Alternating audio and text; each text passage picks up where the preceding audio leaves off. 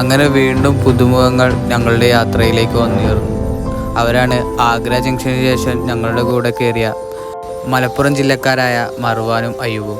പിന്നെ ഞങ്ങളുടെ യാത്രയിലുടനീളം അവരുണ്ടായിരുന്നു. അങ്ങനെ 2 പേരിൽ തുടങ്ങിയ ഞങ്ങളുടെ യാത്ര 4 പേരിലേക്ക് വികസിച്ചു. യാതൊരു പ്രതീക്ഷയുമില്ലാതെ ഞങ്ങളെ കാശ്മീർ സ്വീകരിച്ചത് വളരെ മനോഹരമായിട്ടാണ്. കാശ്മീരിന് ഓരോ സമയത്തും ഓരോ ശൈലിയാണ്.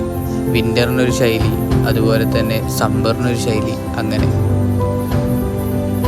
കാശ്മീർ യാത്ര ജീവിതത്തിൽ ഒരിക്കലും മറക്കുകയില്ല എന്ന് പറഞ്ഞുകൊണ്ട് ഞാനിവിടെ നിർത്തുന്നു. നന്ദി, നമസ്കാരം.